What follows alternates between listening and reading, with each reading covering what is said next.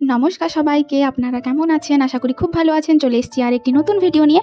সকাল সকাল তৈরি হয়ে বেরিয়ে পড়েছি আমরা একটি নতুন গন্তব্যে যাওয়ার জন্য। এখন ঘড়িতে সময় ওই 5টা 5:30 মতন। আমরা বেরিয়েছি খুব সকালেই, ভোর 4টা থেকে উঠে রেডি হয়ে যাচ্ছি, কারণ সকাল সকাল পৌঁছতে হবে, না হলে আবার প্রচুর ভিড় হয়ে যায়।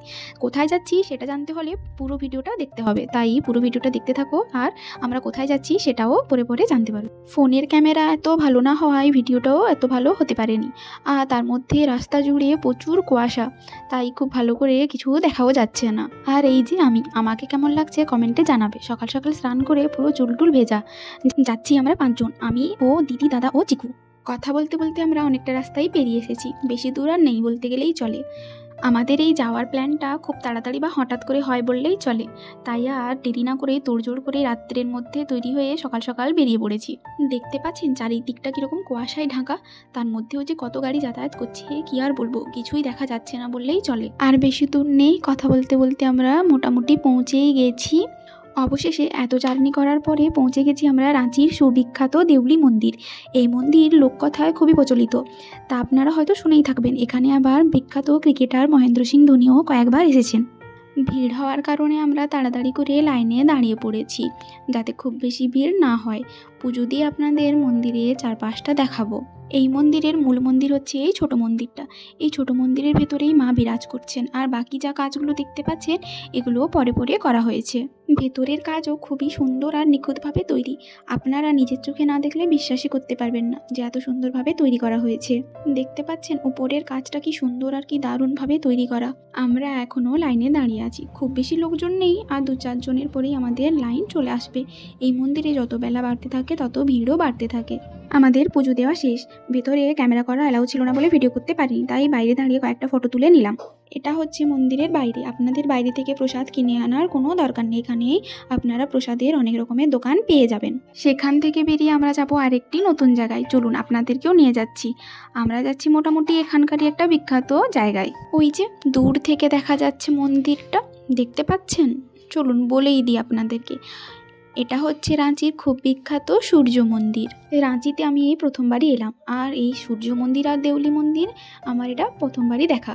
আর এই মন্দিরটা তো খুবই সুন্দর, সামনে এতগুলো ঘোড়া, মন্দিরটা এত উঁচু, পরিষ্কার পরিচ্ছন্ন, কি আর বলবো। দেখতে পাচ্ছেন মন্দিরটার চারপাশ কি সুন্দরভাবে তৈরি করা।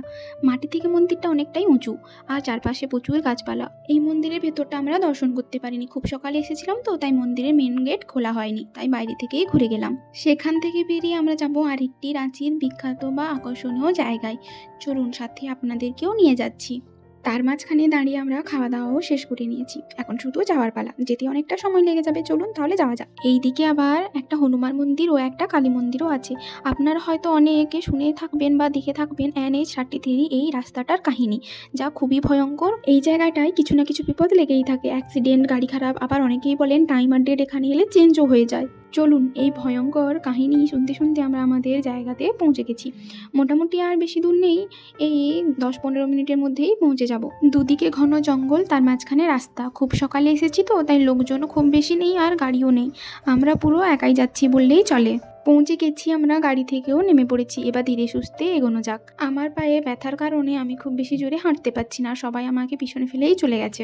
আর এই আপনাদেরকে তো বলাই হয়নি এই জায়গাটার নাম। এটা হচ্ছে রাঁচির বিখ্যাত একটি জলপ্রপাত, যার নাম হচ্ছে দশমফল। শুনতে পেলেন কি ভয়ঙ্কর শব্দ? এখন তো তাও জল কম, যখন বৃষ্টির সময় জল ভর্তি থাকে তখন আরও প্রচণ্ড জোরে শব্দও হতে থাকে, আর দেখতেও তখন খুব সুন্দর লাগে। আমরা তো উল্টো সাইডে চলে এসেছি, তাই এই দিকটা পুরো বড় বড় পাথরে ভর্তি।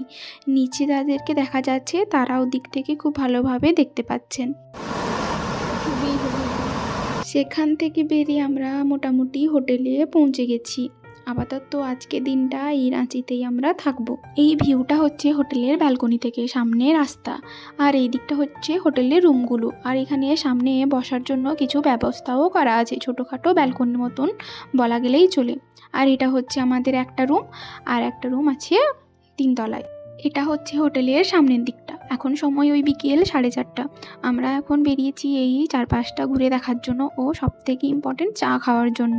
যেহেতু রাঁচি আমার এই প্রথমবার আসা, তাই আমি চাই সবটা খুব ভালো করে দেখে নিতে, তাই চারপাশটা খুব ভালো করে দেখেছি। আমার হয়তো রাঁচি এই প্রথমবার আসা, বাকি এদের সবার রাঁচি মোটামুটি কতবার যে আসা হয়েছে তার কোনো হিসেবই নেই। দাদার কাজের সূত্রে রাঁচি মাসে ওই একবার হলেও আসা যাওয়া লেগেই থাকে। রাঁচির লিটি চোখা নাকি খুব বিখ্যাত, তাই এই দোকানটা থেকে লিটি আর চোখা নিয়ে আমরা হোটেলে যাব। এই যে হোটেলটা নিচ থেকে উপর অবধি আপনাদেরকে দেখিয়ে দিচ্ছি, আর ভিডিওটাও এখানেই শেষ করছি।